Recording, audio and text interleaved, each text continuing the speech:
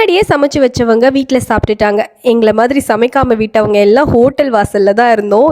எங்கள் பில்டிங்கில் நேற்று நைட்டு டின்னருக்கு எல்லார் வீட்லேயுமே கிட்டத்தட்ட ஹோட்டல் சாப்பாடு தான். என்ன விஷயம்னு பார்த்தீங்கன்னா, நேற்று பில்டிங்கில் ஒரு 5 மணி போல் தான் நான் செக் பண்ணேன். ஆனால் எத்தனை மணிலேருந்து இந்த பிரச்சனை இருக்குன்னு தெரியல.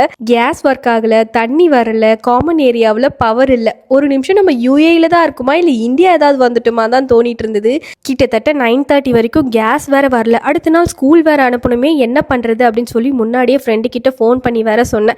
இன்கேஸ் கேஸ் ஒர்க் ஆகலைன்னா நீங்கள் சமைக்கிறதுல கொஞ்சமாக போட்டு விடுங்க, பையனுக்கு கொடுத்து விட்டுறேன் அப்படின்னு சொல்லிட்டு. பட் ஃபார்ச்சுனேட்லி வாட்டர் கேஸ் எல்லாமே நைட்டே வந்துருச்சு. அதனால ரொம்ப ரிலீஃபாக இருந்தது. காலையில் எழுந்து ஏதாவது குக் பண்ணி அனுப்பலாம் அப்படின்னு சொல்லிட்டு இன்னைக்கு ஃபிஷ் தான் செய்ய போகிறேன். எங்கள் வீட்டிலங்க ரொம்ப மாதம் கழிச்சு ஃபிஷ்ஷு செய்ய போகிறேன். சீப்ரீம் வந்து ஃப்ரை பண்ணிவிட்டு மத்தி மீன் வந்து குழம்பு வைக்கலாம் அப்படின்னு சொல்லிட்டு தான் பிளானு. வாங்கிட்டு வந்த சட்டியை யூஸ் பண்ணணுன்னே இன்னைக்கு மீன் குழம்பு செஞ்சேன். இன்னைக்கு ரொம்பவே சூப்பராக வந்திருந்தது.